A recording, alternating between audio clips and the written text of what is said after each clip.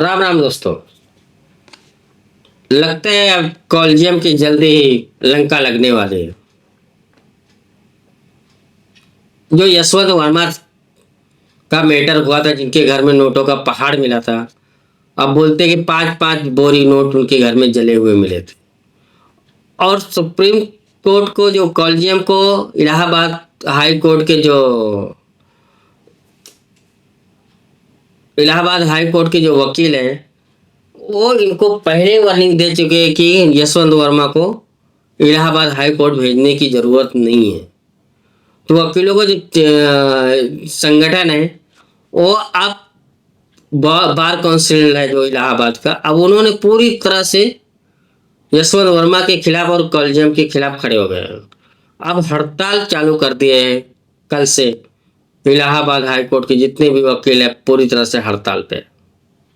उनका सीधा से कहने का मतलब है, जब एक आम आदमी को किसी के यहाँ भी कोई करप्शन पकड़ा जाता है या नोट बरामद होते हैं, तो सीधा उसके पीछे ईडी, सीबीआई, इनकम टैक्स सब पड़ जाते हैं। लेकिन ये जजों को कि स्पेशल क्यों मिला हुआ है कि इनके ऊपर इतना बड़ा नोटों का पहाड़ मिला है, फिर भी इनके खिलाफ कुछ नहीं होता है।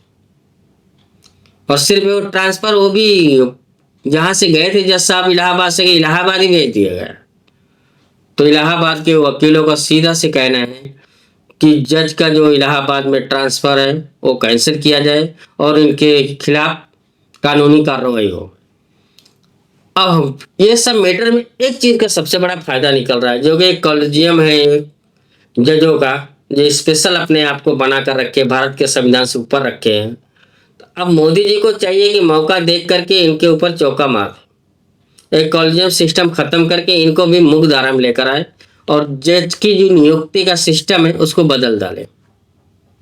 नियुक्ति सिस्टम ऐसा बना कि पारदर्शिता हो, जिसमें जज भी हो, सरकार के भी नुमाइंदे हो और संसद का भी नुमाइंदा हो पार्लियामेंट में, और विपक्ष का भी हो।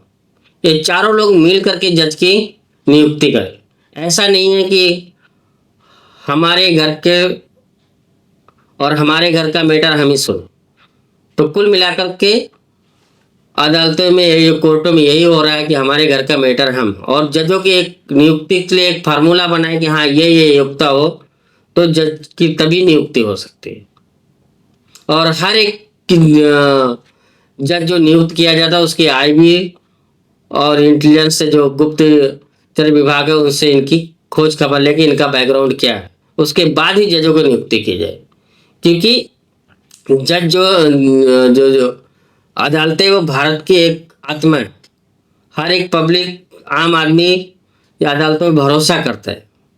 अब उसके भरोसे को इतना आसानी से ना तोड़ा जाए, ना टूटने दिया जाए, ये सरकार की जिम्मेदारी है। जितना जल्दी हो सके कॉलेजियम सिस्टम को ख़त्म करके और एक पारदर्शिता संगठन बनाए, संस्था बनाए और उसके थ्रू ये जजों की नियुक्ति की जाए।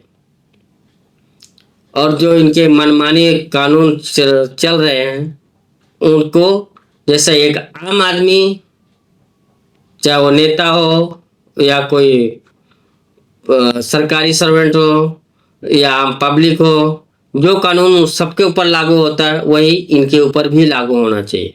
संविधान के दायरे में ये भी है, जो अपने आप को संविधान से ऊपर रखे हैं, इससे हटा दीजिए।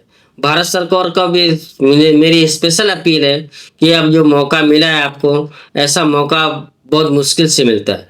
जितना जल्दी से जल्दी हो सके ये जुडिशरी के ऊपर नकेल कसे और इनको मुख्य धारा में लाने की कोशिश करें। दोस्तों, ये भगवान ने एक तरह से सरकार को मौका दिया है। दोस्तों, वीडियो यहीं पे समाप्त करते हैं। वीडियो को लाइक और सब्सक्राइब जरूर कर लीजिए। जय हिंद, वंदे मातरम, भारत माता की जय।